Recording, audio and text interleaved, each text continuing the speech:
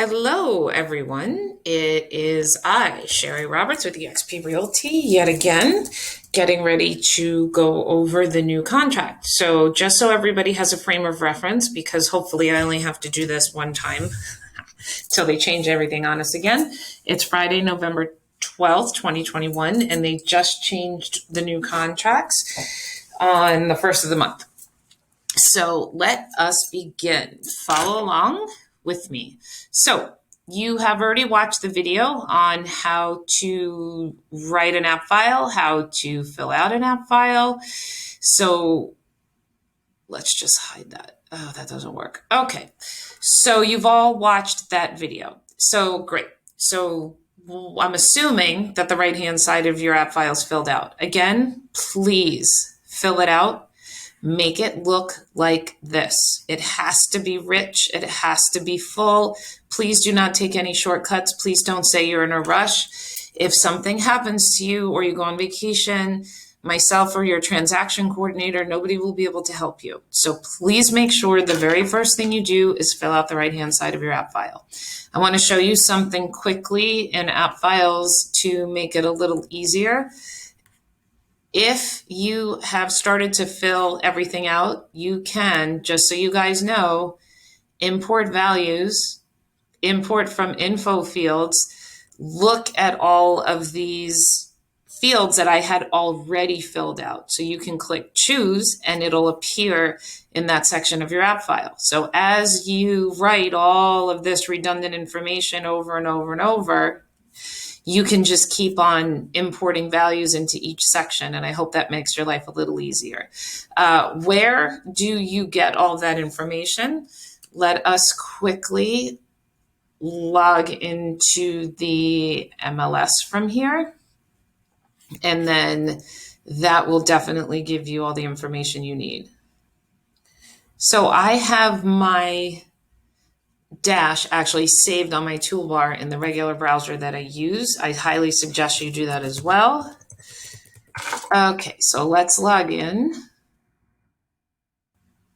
Now, I represent the buyer and I'm ready to write an offer. So you need to find out as much information on your own as you can. I used a real example, and hopefully by the time you're watching this, I will have sold and closed my next door neighbor's house. That would be so amazing. So you get the address. Okay, type it in up there. You don't even have to type very far. And you pull up the listing for yourself, right? So this is an actual true listing. The open house is tomorrow. Wish me luck. This is where you get all the information from, right? So everyone says to me, oh, I don't know where to get the MLS number. Right here. How do I get the legal description? I suggest that you do not copy this information from the listing. This happens to be my own. Hopefully I was right. But the most authentic and true is from IMAP. So if you click on IMAP, here you have the seller's name. You'll have the legal description you can copy and paste.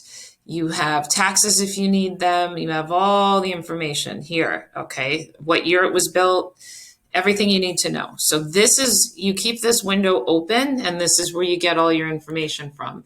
And what you do with it is you plug it into here. Now, we're going to move along quickly and just assume at this point that you've already filled out the right-hand side and it looks exactly like mine. So you go over here to add forms, and you're going to add the new FAR bar as is residential contract for sale and purchase. Okay. Now for EXP purposes, just so you know, when you're writing an offer, you're going to need the EXP affiliated business. Okay. And you're also going to need the EXP wiring fraud. Now, when you are writing an offer, also, I highly suggest that you go check the listing, go to the document section, and see if the realtor has any documents in there. Because if this is a condo or a townhouse, hopefully they've put everything else in the document section that you can possibly need. The document section would appear here. I only had this listing for a few days. The seller is going to give me the seller's property disclosure. I'm going to upload it into this listing, and there'll be a documents tab. You click on that, it's a PDF, and then you can upload that directly into app files and attach it here for your buyer to actually sign. Okay, and by doing that, you would click on the upload files right here. All right, moving along, here's the reason why you do both. Import values. We're going to import from info fields. Okay, guys, 2 values, 4, 20, 8, 2. This is going to fill out practically my entire contract for me. So if you do, well, when you fill out the right-hand side, I promise you it's not going to be doing the work twice, okay? Most of the information will automatically appear. Now, let us move along. See, so Kelly's my seller. Susie and John Smith are the buyers. Separate them. Susie goes on one line, John goes on the other. Here's the address. I've already put this in here. Okay, guys, those of you that know what goes here. Washer, dryer. When they made these contracts, they left out the washer and dryer. Still, again, if you don't put washer, dryer there, and there is a washer and dryer when you do the initial walkthrough the first time you go to sell the house, and then you do the final walkthrough and the washer dryer's gone, and the buyer says to you, where's the washer dryer? And you say, I don't know, you're going to have to buy them a washer dryer. I'm not kidding. So make sure if it has a washer and dryer, put it here. All right. There's other things here now in this contract. This refrigerator, dishwasher, range, oven, thermostats, like the Nest, security gate, mailbox keys, storm shutter protections, and hardware. All this stuff is in here. If there are other items such as furniture that your buyer wants and they're getting a loan, you cannot put furniture here. Okay, please don't do that. So reason being, even though it's saying personal properties included has no contributory value, the banks are not going to want to see any furniture, any types of TVs, anything. We'll get to that at another time and put that in a separate addendum. Otherwise, these items have to be appraised, and the bank is not in the business of appraising furniture. So just please keep that off. I mean, if there's a shed, you could put pool equipment if that makes you feel better, things like that. But washer, dryer really is the only thing that should go here. All right, so the list price of the property was $650,000. I've already done my CMA. I see how much it's worth. I know this is what it's going to sell for. Now, I don't use a particular percentage when someone puts money in escrow, right? Escrow is a good faith deposit. Escrow makes the seller take the property off the market until the buyer is able to go through all their contingencies. So if you get an investor who tries to bully you and says, oh, $1,000 is fine, it's not fine. You need to have a significant amount. So if things are like 400,000 and under, maybe 5,000 is enough. Sometimes I like to put all of the escrow deposit up here, okay, in one amount, maybe 20 grand, because maybe that makes the seller pick my offer over all others. Now, the market we're in now is a seller's market, highly competitive, and people are paying over appraised value, okay? So you might even want to put more than 20,000 in escrow. That might not be enough. I just used 10 and 10 as a good example. The more money you put, maybe the better offer the better your offer is. Now, you have to check this box and you have to put 3 days here. If there's an extenuating circumstance where the buyer is in another country and has to do a special wire, you need to know those things up front, because if you miss this date, you're in default. Seller can go after the deposit. Also, I do not care if the buyer wants to wait until whatever to make the deposit because they're not sure they're going to get it. You have to follow the rules of the contract. You have to know this contract.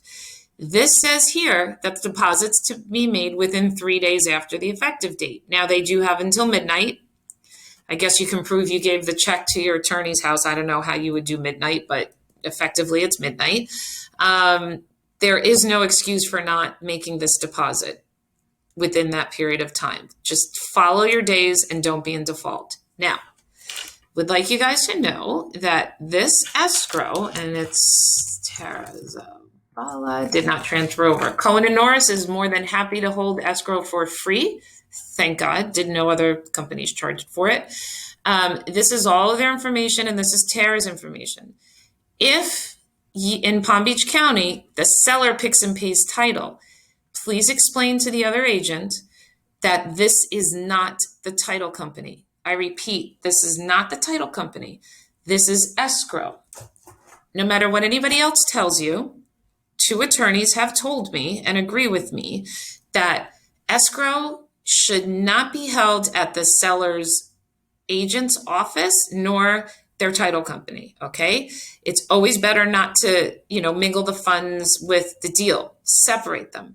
Once we get the clear to close, which is usually 3 to 5 days before closing, that's when I tell Tara to wire the money over to XYZ title company, just in case something happens, and they'll have their money. Again, this is escrow. This is not title, all right?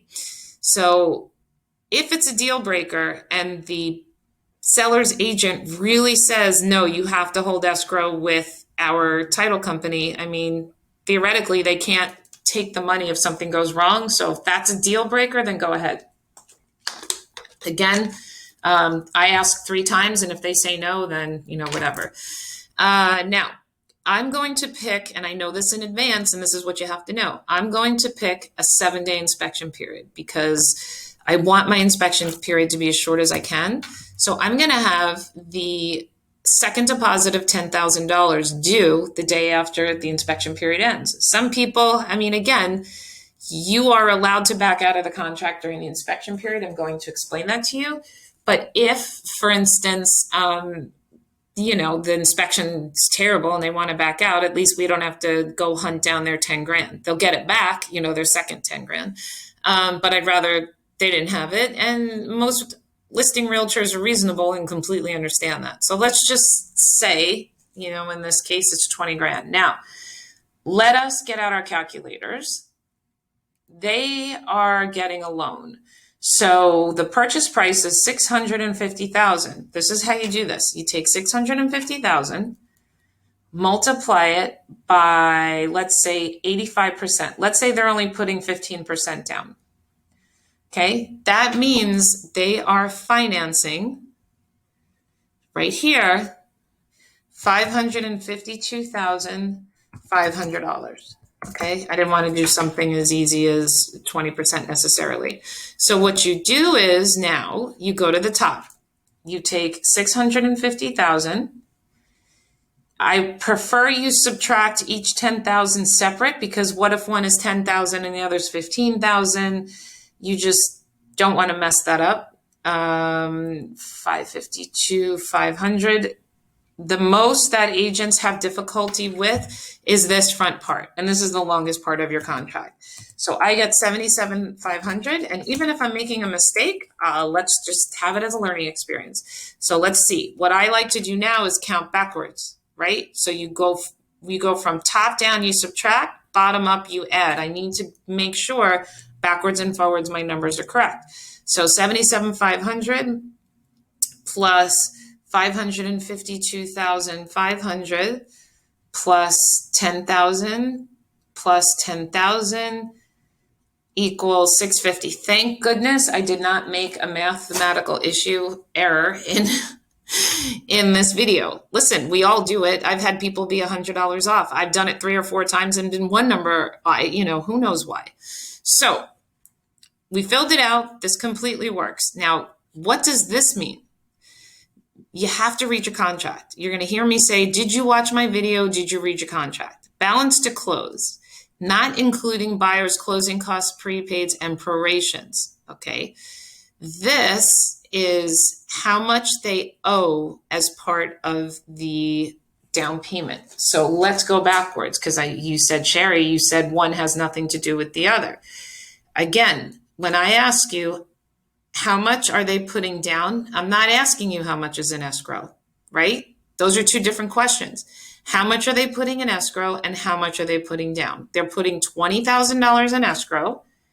And again, 650,000 times 15% is they're putting 97,500 down on the property, right? So that's part of their loan.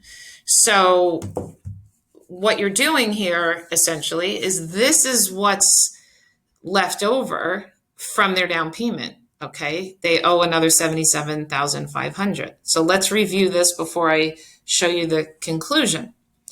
650,000 times 85% is the financing amount. 552,500. They're putting $20,000 in escrow. How much do they owe? The rest of their down payment is 77,500, not including taxes, any kinds of closing costs, HOA fees, interest, blah, blah, blah. None of that comes into this equation. Okay.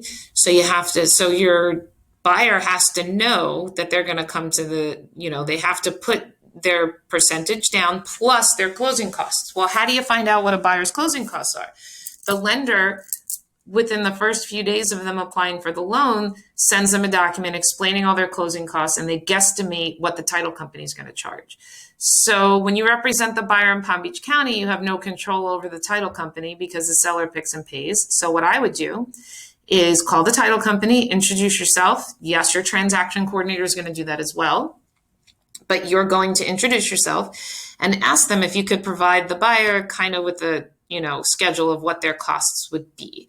And then also, like I said, that's up to the lender, not up to you. If it's cash, then you just go directly to the title company and you ask them, what the closing costs would be for the buyer. All right. But if it's financing, the title company's not going to know the lender's side. So that is how you do all this math. The biggest takeaway from here is escrow is not the down payment. Okay. The escrow agent is not the title company. You need to remember those two things. Also, one last thing. So you're asking me, well, why? So how come you're mixing all of this up? The reason why I'm mixing it up is because by the time we're ready to close, the escrow or the title company at the end is going to be holding $20,000 of the buyer's money in escrow. They're not going to give them back their $20,000, right? And then tell them they owe the 77,000 plus another 20. That's ridiculous. So they're just moving it around. It's semantics. They're like, okay, you owe us this particular amount. We're already holding $20,000 of yours. So the balance is 77,500. Okay. So that's what that all means. That's the hardest part of the whole contract. This is time for acceptance. Now, in a seller's market, it doesn't hurt the buyer to give the seller a whole bunch of days to decide when they are going to accept your offer. So if you think that you're going to shorten the time to 24 hours, like let's say in this case, I have my open house tomorrow. Let's pretend somebody was going to send me an offer and they're going to try to squeeze me into signing their offer, having the seller sign the offer before the open house. Okay. No one's going to squeeze me into anything in this market. Sellers and listing agents, we dictate the rules right now. So what's going to happen is I would give a deadline and say like, okay, we're having the open house this weekend. The seller's going to review all offers on the 15th or the 16th, of November and make their final decision. Here's the problem. If the buyer tells you, well, I don't want them to have the open house and I'm only going to give them one day, your offer expires tomorrow if you put the 12th and you're out of luck. And even if the seller ends up signing tomorrow, you have to cross this date out here, put tomorrow's date and reinitial it. We don't want to do that. We want to do everything in one shot. And If the buyer's agent is any good, they'll call the listing agent and say, again, in a seller's market, what do you want? How many days for inspection? How much money, how many days does the seller need to close, et cetera, et cetera. So I'm going to give them till November 17th. Now, look at 48. The effective date of this contract is the date when the last buyer or seller signed, initial, and delivered the final counteroffer. So if 5 days from now, the seller actually signs and we sign and it goes back and forth, and the buyer, we are the last one to sign the counteroffer, and it gets delivered to the seller, on Wednesday, say, that is the effective date. And the effective date is day 0. Let me repeat that. The effective date is day 0. So every single thing in this contract is based off of the effective date. And if you accidentally miscount the days or you have the wrong effective date, your buyer can lose their deposit. The buyer loses the inspection period. The buyer loses everything. So my transaction coordinator double checks with me and she asks me, when do you think the effective date is? And we go over it together. And sometimes it's convoluted because maybe it was signed yesterday, but I didn't get it till today. So I highly suggest, once you have an executed contract, when everything is signed and delivered, email, no texting, email the listing agent and say, hey, we all agree that the effective date is November 15th, November 17th, whatever the day is, and have them answer you in writing email. Texts are not legal, only emails, and let them confirm with you that this is the case, right? Okay, so we go through this. Now, I had already filled this out unless the seller tells you or the buyer tells you that the closing date can only be a particular date. Always put on or before. Here's the reason, many reasons. Number one, the biggest one, I hate paperwork. So guess what? If you put that you're going to close on December 29th and you can close on the 18th or the 19th, whatever weekday that is, you're going to have to write an addendum. Okay, we don't want to write an addendum, especially around the holidays. We don't even know where we're going to be or what we're doing or what we're eating for that matter. So this is not something we're interested in. So I put on or before because as long as everyone agrees, we can close whenever we want. We don't need an addendum. Now, how about this? What if the buyer says, I really need extra days. I don't want to commit to 30 days necessarily. And there's reasons why. I'll explain that to you. If you put on or before, psychologically, you're also, and I would say this to the listing agent, hey, look, we're going to put on or before the 29th because the lender is not quite sure how things are at the end of the year. We're not quite sure when the appraiser is going to get out. We're not quite sure what's going to happen. Rarely does somebody not want to close early. As long as the seller's okay with it, we can close early. But just to be on the safe side, again, real estate is all about managing expectations, right? Think about this. I would rather put extra days and close early than, squeeze everyone, force the lender, the title company, the buyer, the seller, all the agents and everyone, hurry, hurry, hurry, close in 3 weeks, and then have to ask for an extension.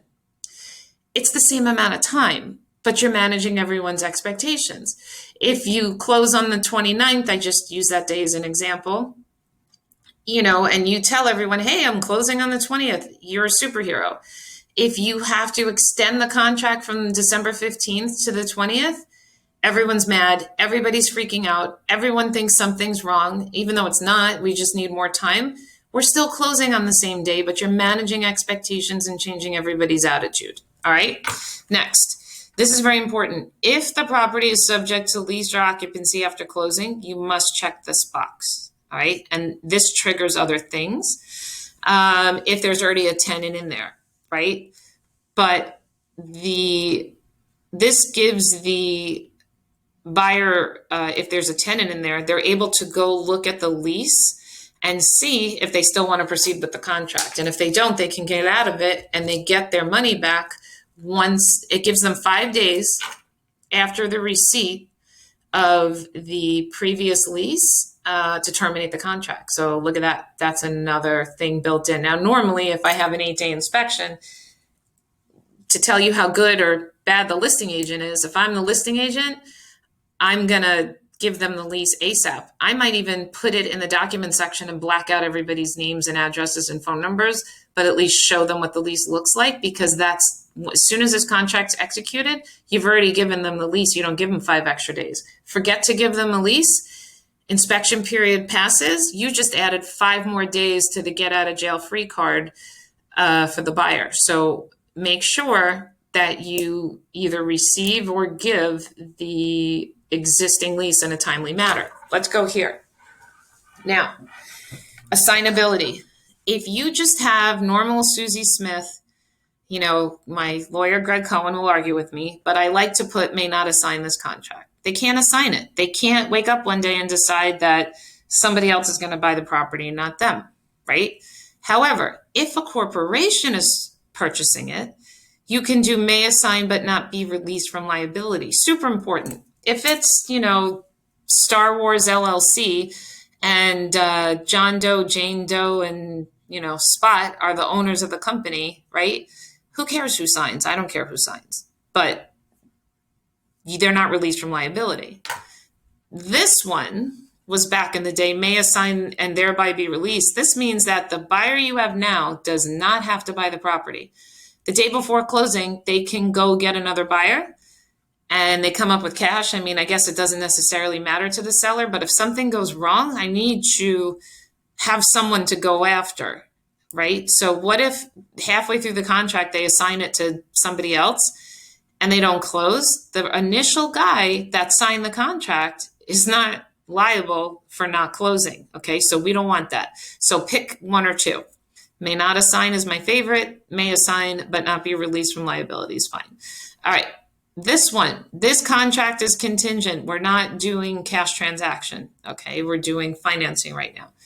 So we're doing a conventional loan. And most of them are fixed now. They're not adjustable anymore. Here's a big deal, guys. Very important.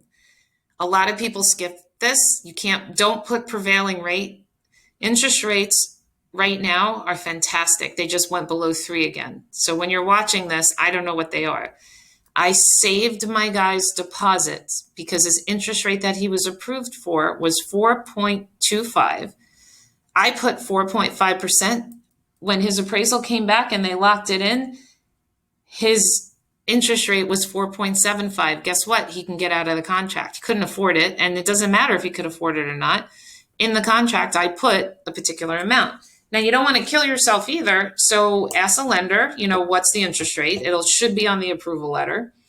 Let's say somebody got 3.8%. Let's be conservative. You know, don't go over 4%. So if that interest rate is 4.012 or 4.1 or 4.5, and the buyer says, now I can't afford the property, you get to get out of the contract, right?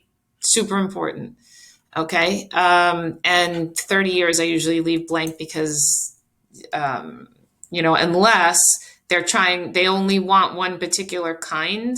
And if they don't get what they want, then they don't want the contract. You need to put the amount in there.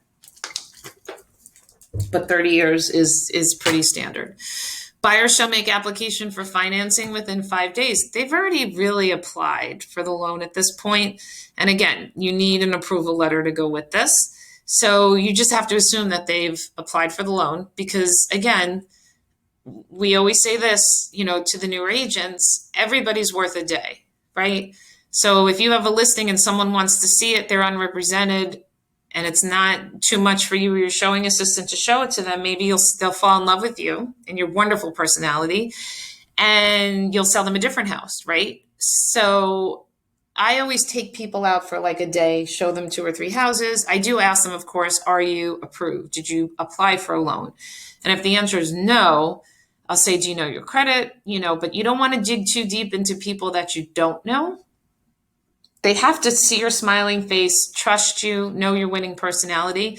And I always say to them, just so you know, I've got 3 lenders. You're supposed to send everybody 3 of everything. That way you're not steering, guiding, or forcing them. And if something falls through, it's not on your shoulders. I always say to them, listen, in this market, no matter what market it is, I need to fight for you. I need to show the seller that your approval letter is the same as cash, because we are always competing with cash offers. Always. There's always somebody that has cash, right? There are certain mortgage companies that are the golden ticket, like Willy Wonka and the Chocolate Factory, because when you get that document, right? If someone gives me, as a listing agent, when they give me that document from XYZ mortgage company, I usually know the loan officer, and I know that that loan officer is not going to waste their time. And it's definitely going to close. And I can sell it to the seller fairly easily and be like, look, I just closed 20 deals with them, or my teammates have closed 20 deals with them. We use them all the time. This is the same as cash, because you're going to compete with cash buyers. Now, so here's another day they have to look at, though. They have to formally apply. They have to pay an application fee and all that stuff. And what happens is they get all their disclosures about what's going to happen, which is also the costs. So that helps. And then during that time period, the appraisal's ordered. Do not try to do the trick where you hold off the appraisal until the inspection's done. When you meet with the buyer, you tell them it's going to cost you $1,000 to put an offer on a house. It's about $500 to $550 to an inspection, and it's going to cost you $500 or $600 for an appraisal. Now, obviously, condos or small homes, it varies, okay? However, manage their expectations. If you notice, I say that all the time. No one's going to be upset if you tell them this is what it's going to be. Now, some realtors try to think that they're smart and say, well, I don't want them to spend the money on an appraisal, before we finish the inspection. What if it doesn't work? Guess what? Not your decision to make. You hear me? This is not an opinion that you have. If the appraisal and it shows that the buyer doesn't diligently and make the greatest effort to try to obtain the loan and something happens later, okay, then it's the buyer's fault. They'll lose a deposit and they'll blame you. Now, this doesn't happen often, so I don't mean to scare you, but and the reason why you joined us is because we make your offers, soundproof. We make them, bulletproof. So I want you to remember another thing, and this comes from me doing short sales. Every day wasted in the beginning adds days at the end. You don't want to add days at the end. You don't need to have anxiety. You don't need to have your buyers panic, and you don't need to wake up at 6 o'clock in the morning realizing that you're closing tomorrow and you're going to have to write an extension because the appraisal wasn't ordered early enough and you're almost at the end of your financing contingency. Manage your customers' expectations, okay?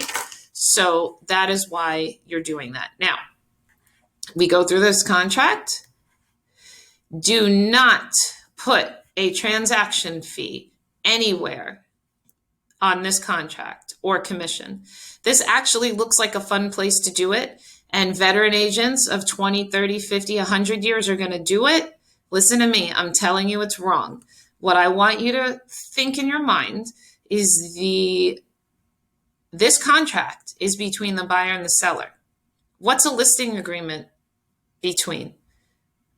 The listing agreement is between the seller and the listing agent's brokerage. That's where all the monies are decided. If you want to charge your buyer a transaction fee, that goes on a separate document, and it's called a buyer broker disclosure, right? And there's a whole, like 2 pages worth of information that you don't even need because all you want to do is charge them a transaction fee. And that's here in app files. It's called a buyer broker disclosure. And if you want to charge them that, now, if a seller wants to do like 3% commission. This actually happened, 3.5% commission. One of our agents was like, I want to charge a seller transaction fee, and I'm going to tell them it's a normal thing, which it is, and you can charge them whatever you want. We're charging them $4.95. If they're going to be like that and really, but this is a $950,000 listing, you never know what's going to come of it. So fine, charge it. But this is my other theory. And if this buyer made you show them 4,000 houses and which you're not supposed to do, but let's say you did do that and you want to charge them a transaction fee because they haven't been very cooperative, by all means, go ahead. My theory personally, everybody's sister's brother's uncle's cousin is a realtor. Somebody chose me and trusted me to help them purchase or sell their home, especially if I'm getting commission, and I don't care what it is. And here's the other thing. If I'm thinking of charging a transaction fee because it's a $60,000 condo and I'm going to make $300, well, guess what? Too bad for me, because that's what I chose to do, right? And don't forget, to that owner of the $60,000 or even the $30,000 condo, that's all the money they have in the world. They are already paying me commission and photos and my $400 transaction coordinator and all those other things. That's part of doing business. So I want you to weigh the pros and cons of that. Also, you can say you're going to charge them a fee and then cross it out on the buyer brokerage addendum. That's another tactic. Be like, look, my company wants me to charge you a $495 transaction fee. I'm not going to charge it. Play with it however you want and do whatever you would like, but it does not belong on the contract. All right, title evidence, I leave blank. That's between the title company, has to deliver all of this, and I've never had a problem with the 15 days. Now, depending on your county, right, this is what you choose. Now, we're in Palm Beach County on this, so the seller picks and pays for the owner title policy and charges, and the buyer pays for the lender policy. That's fine. And if there's no lender, they still have to pay, for their own title insurance. Now, if you're in Broward or Dade County, you can click this one because the seller has to give you, or we'd like them to give you, the Schedule A and B. That's if they purchase the property within the last 3 years, and that's not on a refinance. It'll usually save the buyer some money, in their title search. Not a whole heck of a lot, but it's nice. And I don't even know if they've sold it or bought it. Well, I do from the tax records. I always pick this because if it's available, just give it to me. Let the title company tell me they're not going to furnish it, or they are. All right. So you can click this. Also, this, I just put 0. If I do pick this one, I'm not going to have, again, in this market, I'm not going to have the seller pay for anything they don't have to. The survey, here's a cool thing here. The survey has to be delivered 5 days prior to closing. Title company orders the survey. My transaction coordinator makes sure the survey is ordered. If this just happened to me, literally I closed yesterday. The tax records, the property appraiser, everyone told me that my 11.4 acres was 11.4 acres. Survey came in, guess what? 9 acres. What if you deliver the survey on closing day? It's a whole nother thing. We had to lower the price. It was actually, the seller was holding the mortgage. It was a whole thing. We had to change everything. So you're not looking to do that. So your transaction coordinator must make sure that 5 days prior to closing, the survey is delivered to the title company, right? Most places don't have a home warranty. If they do, and it's transferable, you put the name of the, allied whatever, and then here, not to exceed, who's going to pay for it. Sometimes the seller says, hey, I found out that my home warranty is transferable. It's going to cost the buyer $500 to transfer it. That might be something you want to pay for to the buyer as an incentive if something like that exists. Or in a different market, you can say that the seller pay for it. I'll tell you, if you do it now, in the end of 2021, the seller is going to laugh at you and tell you to go fly a kite. So most of the stuff I've been selling doesn't have a transferable home warranty plan. So I just click NA. Now, another important part. Please pay attention to this.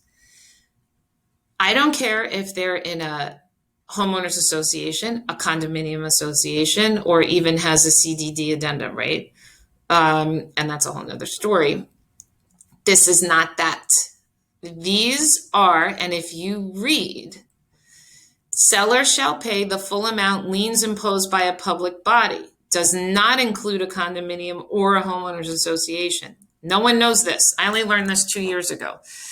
This doesn't have to match your condo rider or your HOA rider addendum. So let me explain. When I represent the buyer, I say the seller pays in full at time of closing. And if I represent the seller, I'll cross this out and say seller pays installments due prior to closing, buyer after. Okay, guys. So what does this mean exactly? I live in Loxahatchee. I live on a dirt road and I have well water. If Loxahatchee suddenly in my street, fortunately we need 100% vote on that, some knucklehead decides they want to put roads in or water. I heard water's real expensive. It could be like 20 grand to put water on my street, and then it gets assessed on my taxes.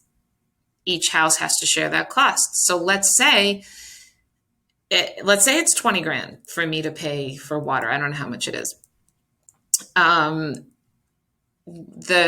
What I would say is I want the seller to pay for all of it up front. You may not be able to.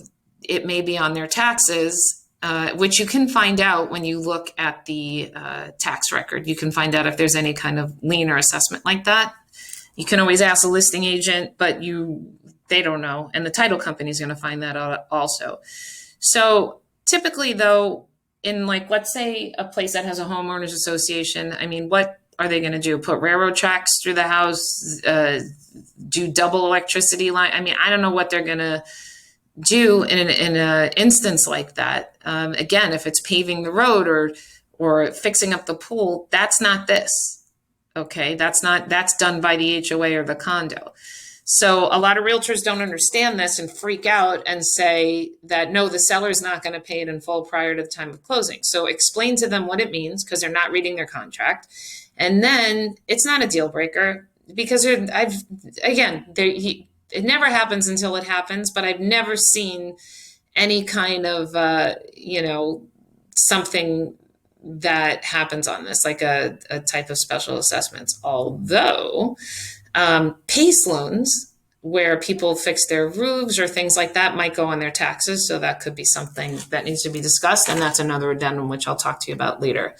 Now it says if neither box is checked, then option A will be selected. Please make sure you check all your boxes. Don't be lazy. Flood, I just leave that notice to within seller 20 days. I mean, so far where I live, this has never been an issue, but let's put 20 just to make a point, because I told you not to be lazy. All right. Seller's disclosures, just so you know, seller's disclosure is that other disclosure I was talking to you about. A seller's disclosure is not mandatory by law in the state of Florida. So remember that. We're going to go over that again. This is my favorite paragraph. I told you guys I'm going to do 7 days, right? Listen to this. Buyer shall have 7 days after the effective date. Do you see why the effective date is so important? In which to have inspections of the property. If buyer determines in buyer's sole discretion that the property is not acceptable to buyer, buyer may terminate this contract by delivering written notice of such election to seller prior to the expiration of the seller inspection period. If buyer timely terminates his contract, deposit shall be returned to buyer. Thereupon, buyer and seller shall be released of any and all obligations. My buyer gets his money back. That's the most important thing for me, right? I don't want anyone to keep the buyer's money. Here's the thing. I always say, especially if you have a condo, that's another thing. Once you get the condo docs, you have 3 days to back out. But let's say the buyer didn't, you could tell a buyer everything and they'll do nothing. So let's say on the 6th day, they finally read the condo docs and find out it says you can't have any purple people eaters, and they happen to have a purple people eater. They can cancel the contract during the inspection period. In an as-is contract, what you have to remember is seller doesn't have to sell and buyer does not have to buy, right? That's why they gave this part to the buyer, because seller doesn't have to fix anything, do nothing.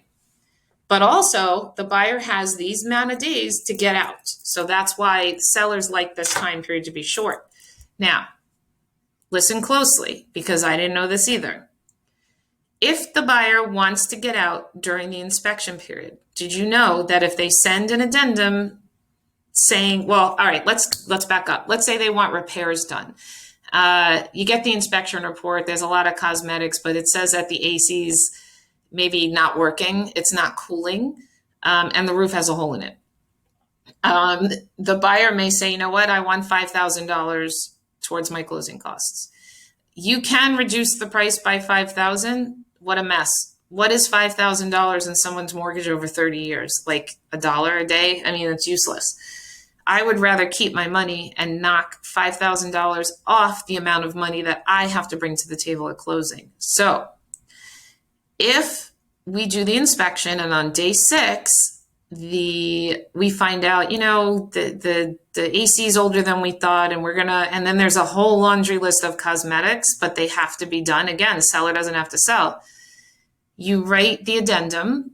It's called addendum to contract, and you say, listen, I want to get $5,000. Seller agrees to pay $5,000 towards buyer's closing costs and prepaids at close. So if the seller doesn't sign it and it's day 8, guess what? The buyer has to buy the property in the current condition and move on. So bad. So I would that's why you try to schedule your inspection as early as possible, hash out all the whatever you want back. This is what I would do. The morning of day 7, if on day 5 I sent the addendum saying, hey, we want $5,000 towards closing costs, seller's not answering. Day 7, you have until midnight to send a release and cancellation of contract. That will scare the daylights out of anyone, and it protects your buyer. The seller has to sign the addendum, the inspection addendum, in order for it to go into effect. The seller does not have to sign the release and cancellation in order for the release and cancellation to go into effect. Big deal, okay? And when you have an escrow dispute and the buyer wants to back out and the seller says no, you say, well, guess what? I have proof, and that's why we use app files as well. I have proof that I sent you the release and cancellation before midnight on day 7. I get to get out. And what are they going to say? Nothing. So that's why, again, transaction coordinator to keep track of all these days and times for you, because we don't want the buyer to lose their escrow deposit. All right. So we go through this. Again, if you've never read your contract and you don't know what an escrow agent is, you don't know what all this stuff is, you don't know what happens with buyer default, dispute resolution, you really need to read this, guys, okay? Read your contract. There's plenty of classes to take everywhere. Survey. This is what we talked about again, what the survey is, and this happened to me. We had to reduce the price because it went from 11 to 9 acres. That's a thing, right? Okay. Lease information. If there is a lease, the seller has to give what's called a tenant estoppel. The seller has to provide the buyer with information if the tenant's late. How much money are they holding in security deposits? Did they pay last month's rent? It's a snapshot in time of exactly what the situation is with the tenant. And again, they can terminate the contract no later than 5 days prior to the closing date. If the tenant has to sign actually the affidavit, if they don't sign it, this is really important, the buyer can back out. So that's another thing. Liens, this is the job of the title company. Time is of the essence. So time periods are, okay. So if something falls on a Sunday, a Saturday, or a legal holiday, let's say this is a perfect example. Let's say the contract is fully executed on Thursday. That's day 0. Friday's day 1, Saturday's day 2, and Sunday is day 3. You can't send a wire. If the contract wasn't executed until 4 or 5 o'clock or 3 o'clock on Friday, how are you going to send a wire to the escrow company at 6 o'clock at night. You can't. How are you going to do it on Sunday? You can't. So it goes till midnight because it used to be 5 o'clock. I'm thinking it goes to midnight the following day, which is amazing. The following business day. If Monday happens to be a holiday, which happens a lot, it goes to Tuesday. Very simple concept. Okay. And again, your transaction coordinator will help you count those days. Location.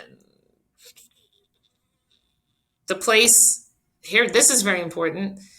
Now, time of all of these dates, time zones and location is where the property is, not where the buyer is. So the buyer or the seller could be in another country. It doesn't matter. It has to be where it's located. So this actually, I have a story for everything. This actually just happened. The contract was fully executed. The new agent only gave his buyer 3 days to sign everything, and it was a holiday in Peru, not to sign everything, to get the escrow in. It was an actual state holiday. There were no banks open. They couldn't wire the money over. In that particular case, you need to find out if they're in another country. Hey, will you be able to, if this gets executed today, could you wire the money in the time you're supposed to? And if the answer is no, say, when will you be able to? Give it an extra day, and then call the listing agent or write it in writing. Again, communication's key, manage your expectations. Hey, listen, the buyer, it's not your buyer, otherwise you'd be a single agent. The buyer is in Peru. Monday's a national holiday.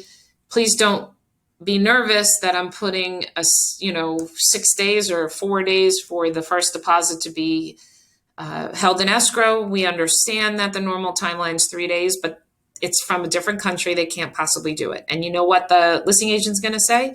No problem. Just get it in when you can and send me the escrow letter when the, title company or the escrow agent has it. Now let's do the reverse.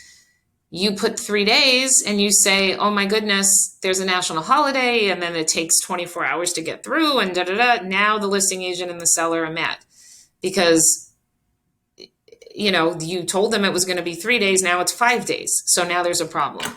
So try to find out as much information as you can, right? Okay, read this, read that. Appraisal inspections and walkthrough, delivery, this is all the same. Writers and addenda, FERPTA. Should I tell you what that is now? Really quick.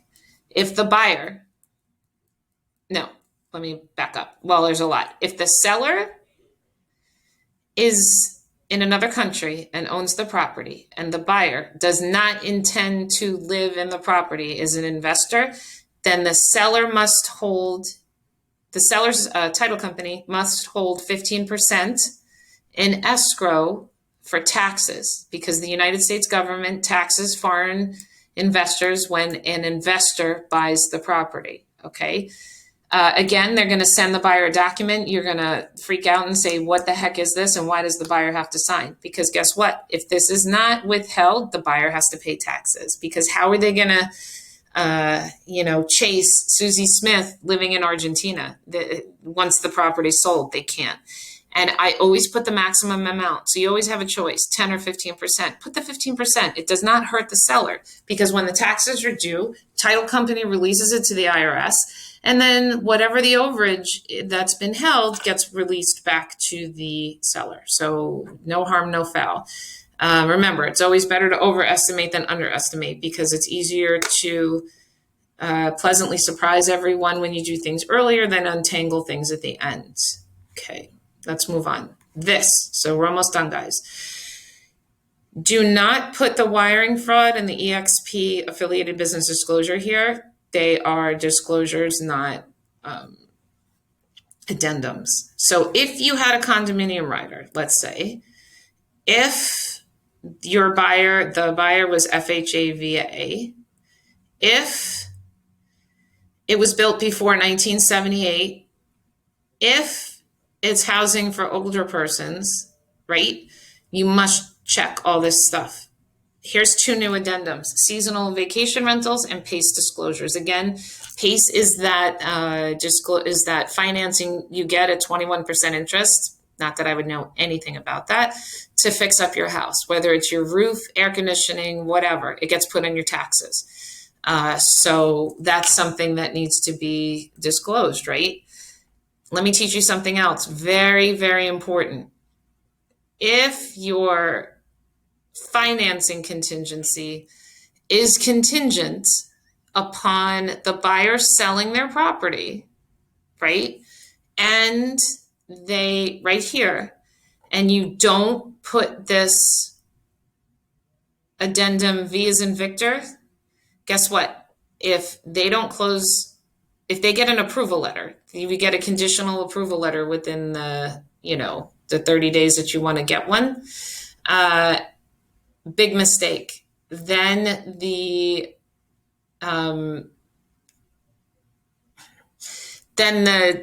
conditional approval is not an approval anymore, right? Which is really bad. And then the property defaults and goes to cash. So even if they're getting a loan and they have to close. So that is no good. All right. So addendum V, sale of buyer's property, has to be checked in order for that to happen. These are in all our additional terms. Seller at seller's sole cost and expense shall be obligated to perform a municipal lien search as it relates to the property and deliver the results to the buyer 7 days prior to closing. Seller at seller's sole cost and expense is obligated to satisfy any and all code violations, cure all violations, close all open permits, obtain. Okay, so when I represent the buyer, I put this. Sometimes my attorney, when we represent the seller and we get this, cross it out and say only when since seller owned the property, right? So what that means is that if there are any open permits, any liens on the property or anything, I don't care who, if it was before this buyer bought it, that's because they didn't have a good title company to close everything and let them know that they had liens on their property or open permits. I want them to satisfy those permits before the buyer has to do it. Now, if they're little things, which out in Waxahachie seems to be electrical lights at the end of the driveway, I don't know why, but sometimes the roof permit wasn't closed and you can't find the roofer because they skipped town or they went out of business. No good. You're going to have a lot of problems with that. We had one where the kitchen wasn't permitted correctly and it was $50,000 to fix everything and get it permitted. Buyers shouldn't have to pay for that. Or if they do pay for it, then we'll reduce the purchase price by $50,000. So that's really, really important. This is where you would put, you don't put anything about commission in here either, right? Again, this is not part of the deal. And over here, no commission goes here. This would be nice if it was both me.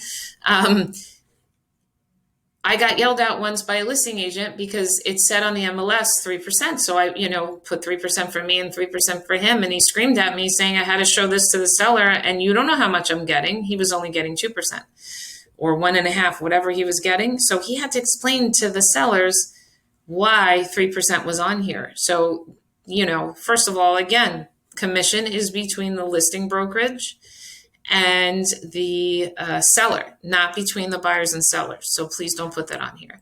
Affiliated business disclosure statement, part of it, you just have to put the address and the date, and then the wiring fraud. And the next page goes, if you have a desktop underwriting or anything else, you definitely need to put that in there. Also, the approval letter, whatever you have, proof of funds if they're paying cash, and you're good to go. And then the next video will be how to request a signature and get the buyers to sign. So I hope the market is still like it is. I hope you're all making a ton of relationships and having a really great time. And you know what else I hope? That they accept your offer. And I hope that, like countless other agents have told me, that the seller accepted their offer because theirs was the shiniest. So have a wonderful day, good luck, and keep up the good work.